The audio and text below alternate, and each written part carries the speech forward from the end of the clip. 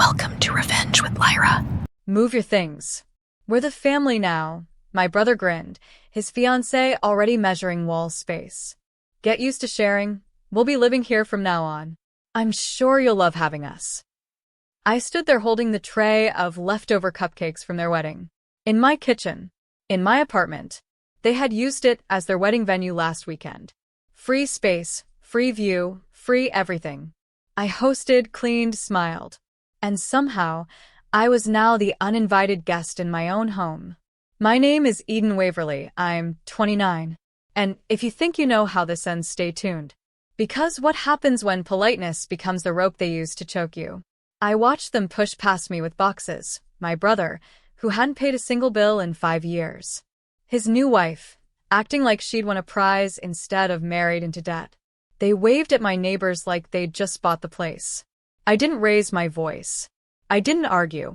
I just walked outside and nodded. That was the signal. My lawyer, parked at the curb in a black car, stepped out. He carried a folder. Inside, the lease termination letter, the cease and desist, and a formal trespassing notice. See, what they didn't know was this. I don't just own this apartment. I own the building. The papers were served before they could finish unpacking. My brother's smile cracked. His wife dropped the tape gun. He opened his mouth to protest, but the lawyer turned to me and asked, calm and clear, would you like them escorted out now, or in an hour? I didn't blink. Now. And just like that, the wedding gifts weren't the only things getting removed. They were still arguing as the building's private security escorted them to the moving truck, the same truck they thought they'd unpack into my life. My brother kept shouting, "You can't be serious. We're family." His wife hissed under her breath, "She's bluffing. She's always been dramatic." But the papers weren't a bluff. They were notarized, filed, enforceable. I watched from the second-floor window as my building manager pointed them toward the exit. They looked small from up there, like the kind of people who live big in group chats and family barbecues, but shrink when faced with someone who finally stopped flinching. 2 hours later, my mother called. "Sweetheart, you didn't have to go that far. You know your brother is going through a lot." I didn't respond right away. She continued, "He thought it would be nice to live close. He's newly married. You should be happy for him." "He thought he could steal my home," I said softly. "That's not closeness. That's entitlement." She exhaled sharply. "Don't turn this into a drama." "Drama?"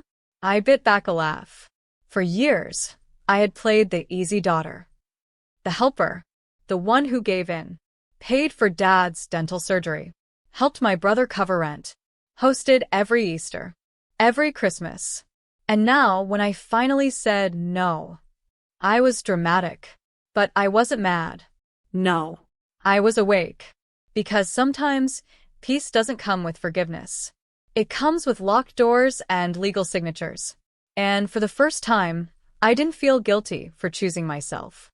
The group chat lit up that night like fireworks. Sister-in-law. Some people think money makes them better than family. Sad. Mom. She always thought she was smarter than the rest of us. Guess she's proving it. Uncle Ron chimed in. "Wasn't that apartment given to her in the will? That's family property." Family property? No. It was my investment. My sweat, my late nights, my side gigs stacked on top of a full-time job to buy this building before I turned 28. No help. No handouts. I watched them type lie after lie, all while sipping tea in the penthouse unit. The irony? They only loved this building after seeing wedding photos on social media. Now it was ours. I didn't respond. But I did forward screenshots to my lawyer, just in case they tried something stupid. And stupid came quickly. The next morning, my brother showed up again, this time with our mother. She rang the bell like she was ordering brunch. When I opened the door, she said sweetly, "We just want to talk, honey." Behind her, my brother was holding a stack of mail. "You still get family letters here. That means it's shared space, technically." I didn't flinch. Instead, I stepped outside and closed the door behind me. "Any further contact without an appointment will be treated as harassment," I said calmly, holding up the printed notice. "You've both been legally informed." My brother's face turned red. My mother's jaw clenched. And for the first time in my life, they had nothing left to say. They backed off, at least publicly. But passive aggression doesn't need a front door. The family chat became a shrine of sarcasm. Memes about ungrateful daughters. Quotes like, "Money is temporary, blood is forever." Photos of my brother's new apartment with captions like, "Not as fancy, but at least it's built on love." I stayed silent. Silence is a weapon they don't understand. Until one message broke the rhythm. Dad. A voice note. He never texted, never defended me. But this time, his voice crackled through. "You went too far, kid. That apartment could have brought us closer together. Instead, you've divided this family. Are you proud of that? Proud?" No. Exhausted. I sat alone in my living room, a sunset spilling gold across the hardwood floors. The same floors I refinished myself. The same kitchen I tiled by hand after a 12-hour shift. They saw a building. I saw survival. Years of saying yes just to be allowed a seat at a table I helped build. Now they were mad because I built a new table and locked the doors. That night, I drafted a message. Not for revenge. For truth. To anyone who thinks I owe them space, time, or property, ask yourself when you last offered me help without strings. You remember holidays I hosted, but forget who cleaned up after your children, who paid the bills when no one else could. I'm not angry. I'm done. I hit send and went for a walk. Behind me, my phone buzzed nonstop. But for once, I didn't need to read it, because I already knew. A silence that speaks truth is louder than any screaming room. The fallout was immediate. Uncle Ron left the chat. My cousin Sarah texted privately. "You're so brave. I wish I could do what you did." But the rest? They did what people always do when control slips away. They rewrote the story. Now I was mentally unstable, ungrateful, even possessed by bitterness. They didn't just want my apartment. They wanted the version of me that would hand it over with a smile and bake a pie after. The version who laughed at being used. That version no longer existed. But I didn't gloat. I got busy. I scheduled an inspection. Updated all the building's locks. Installed security cameras, motion lights, new signage. Legally posted a notice. Private property.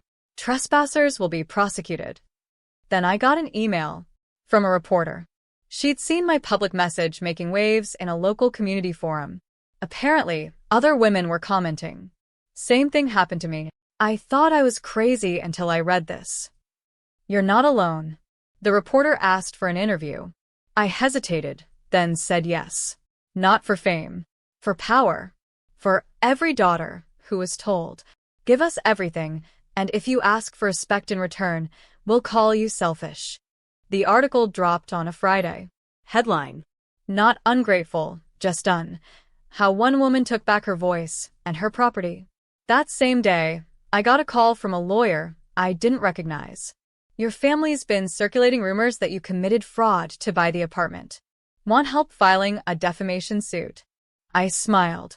I'd been silent long enough. Now they were going to learn. A boundary isn't disrespectful. It's the start of self-respect. I didn't sue.